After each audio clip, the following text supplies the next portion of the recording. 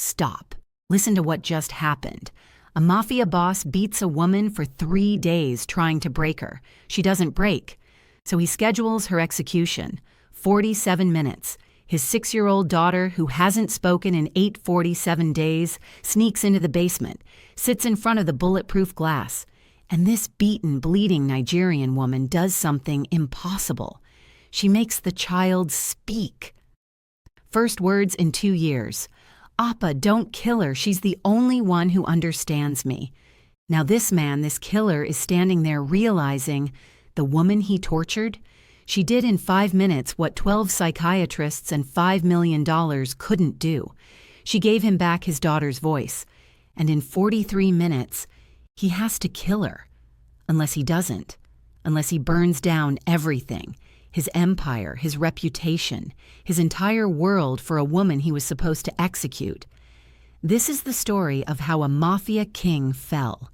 Not to a bullet, not to the police, to a woman whose sister he accidentally helped murder, and whose forgiveness he doesn't deserve. Stay with me. This gets insane.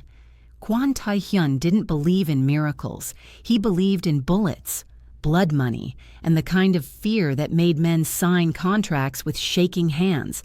But for 847 days, 2 years, 3 months, and 19 days, his daughter hadn't spoken a single word. Seo-yeon, 6 years old, perfect medical records, intact vocal cords, normal brain scans, 0 psychological trauma according to 12 different psychiatrists. She just stopped talking. Tae-hyun had brought in speech therapists from Sweden, child psychologists from Boston, even a shaman his own mother insisted would help. He'd offered $5 million to anyone who could make his daughter speak again. $5 million. The best specialists in the world told him the same thing. She can speak. She's choosing not to. We don't know why.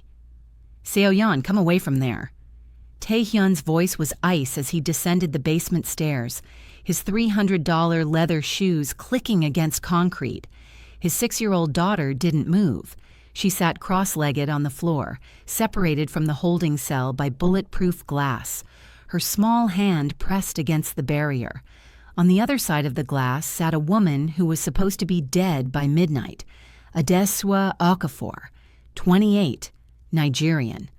Arrested 3 days ago, trying to cross the border with a flash drive containing every financial record of Tae-hyun's organization, transactions that could send him to prison for life and collapse the empire he'd bled to build.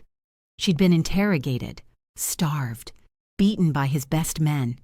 She hadn't broken, and now his daughter, his silent, unreachable daughter, was speaking to her. "The butterfly is sad because it forgot how to find home," Seo-yeon said softly, her voice small and clear as crystal. "But the stars remember. They always remember." Tae-hyun froze mid-step, his daughter's voice. After 847 days of silence, her voice. Adesua, despite the blood crusted at her hairline and the bruises darkening her brown skin, smiled gently. "That's a beautiful story, precious girl. What happens next?" "The butterfly asks the moon for help," Seo-yeon continued, her eyes locked on Adesua's face. "And the moon says, 'Seo-yeon, upstairs, now.'"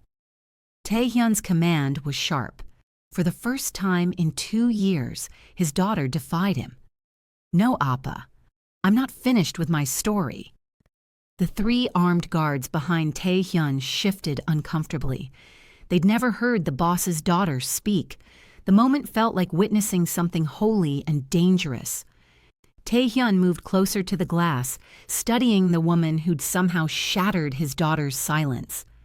Adesua sat with her back straight despite obvious pain, wearing a torn black shirt and jeans, her natural hair matted with blood.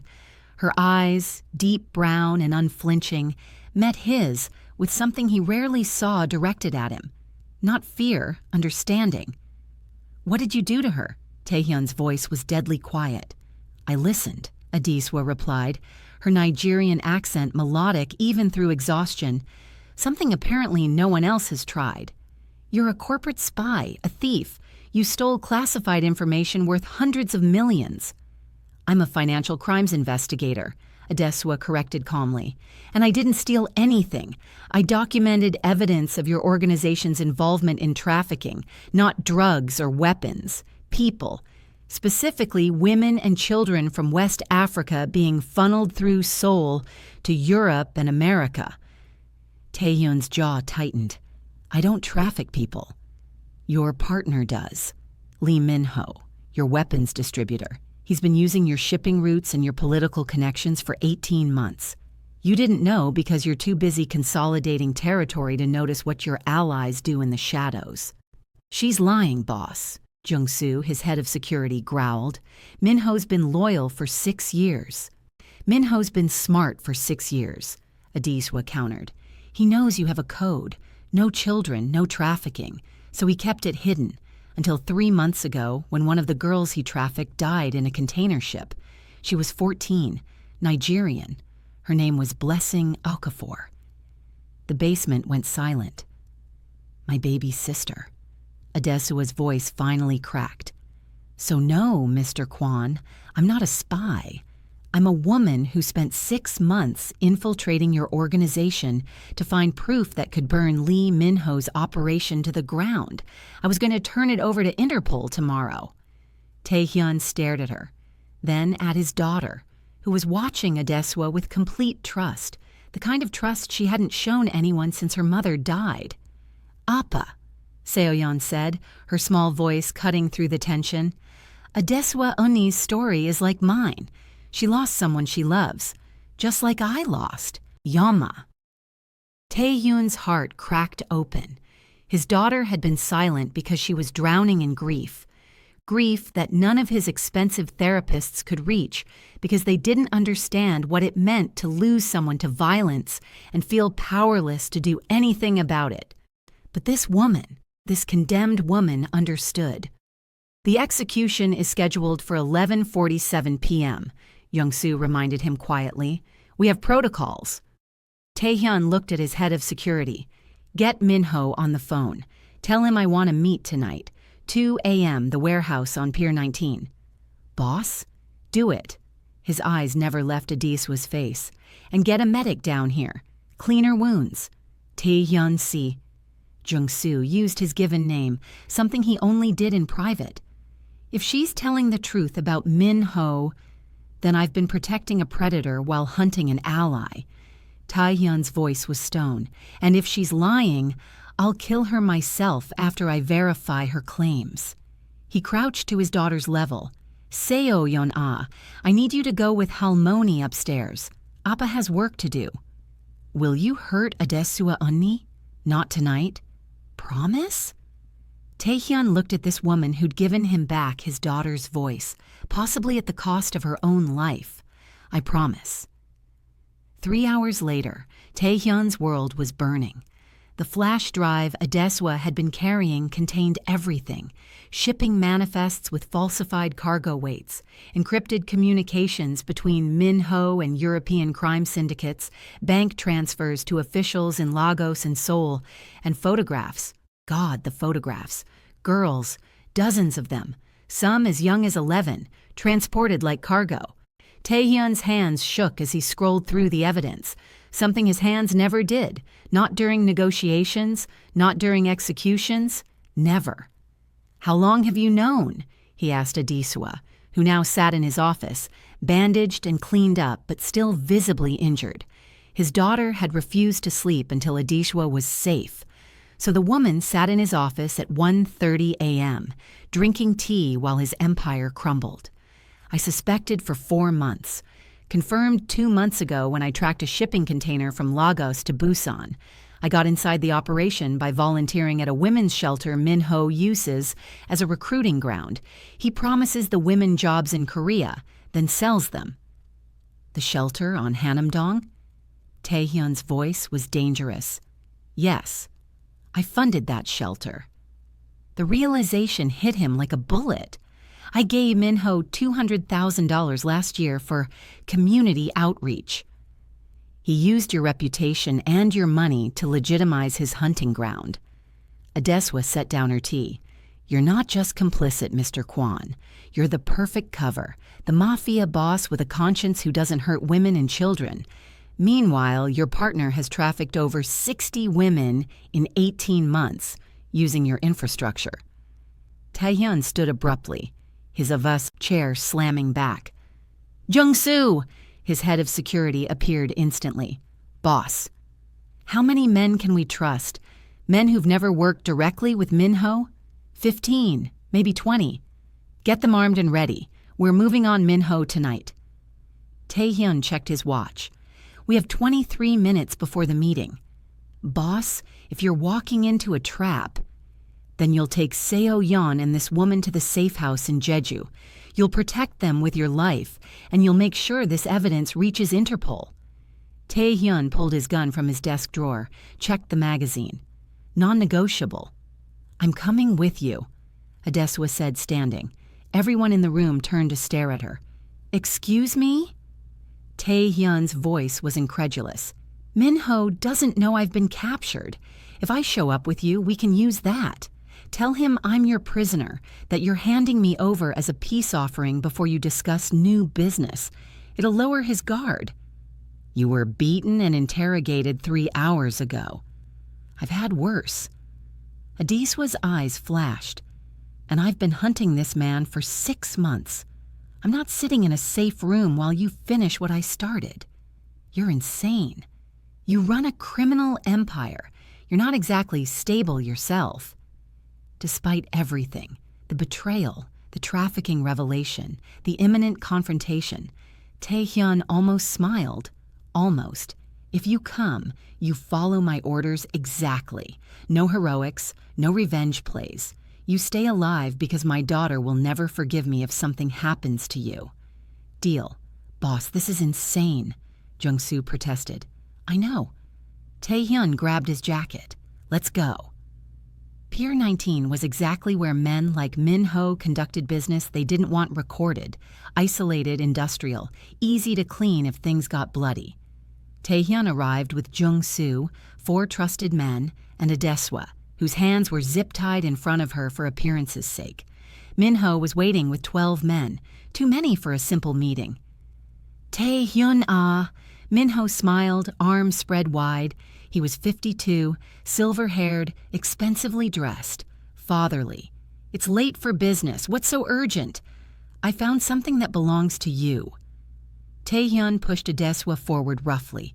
She stumbled convincingly, playing her role. This woman's been sniffing around our operations, asking questions about shipping routes and warehouse schedules. Min-ho's eyes narrowed, studying Adesua. I don't recognize her. She's Nigerian. Says she's looking for her sister. Thought you might know something about that, since you handle most of our international logistics. The temperature in the warehouse dropped. Her sister. Min-ho's voice was careful. Blessing Okafor, 14 years old, died in one of our shipping containers 3 months ago. Tae-hyun let the words hang like a noose. Funny thing. I don't remember us transporting any teenage girls, but maybe my memory is failing. Min-ho's pleasant expression shattered. His hand moved toward his jacket. 12 guns came up, Min-ho's men aiming at Tae-hyun's group. But Tae-hyun was faster. His gun was already out, pressed against Min-ho's forehead. Don't! Tae-hyun's voice was winter. Your men shoot, you die first. Then my men kill yours. Then everyone's dead except the woman whose testimony will bury us all. Think very carefully about your next move. Jung-soo had already freed Adesua's zip ties. She pulled a small recorder from her pocket, had been wearing it the whole time. Every word, she said quietly, recorded. Min-ho's face twisted with rage and fear. You self-righteous fool! Do you know how much money you've cost me with your pathetic morality? No children, no women, no trafficking, meanwhile. The Russians, the Yakuza. Everyone's making billions on flesh trade. I was going to make us the most powerful organization in Asia. By selling children. Tae-hyun's finger tightened on the trigger. Using my name, my money, my roots. They're not children, they're product, merchandise. And that girl... He glanced at Adesua with contempt. Her sister was damaged goods anyway. She got sick in transit. I couldn't deliver broken merchandise. Tae-hyun didn't pull the trigger. Adesua did. She'd grabbed Young-soo's backup weapon with lightning speed and fired 3 shots, shoulder, stomach, leg, non-fatal, deliberately. "You don't get to die quick," she said, her voice shaking with controlled fury as Min-ho collapsed, screaming. "You're going to live. You're going to stand trial, and every single girl you trafficked will see your face in court and know that you failed." The warehouse erupted into chaos. Min-ho's men, leaderless and panicked, scattered. Some fled. Others dropped their weapons. Jung-soo's team secured them with brutal efficiency. Tae-hyun lowered his gun slowly, staring at Adesua, who was trembling now, tears streaming down her face. "My baby sister was 14, she whispered. She wanted to be a nurse. She believed his lies about jobs in Korea. She died scared and alone in the dark." Tae-hyun did something he hadn't done in years. He reached out and pulled another person into his arms. Adesua collapsed against his chest, sobbing, while around them his men secured the scene and sirens began to wail in the distance.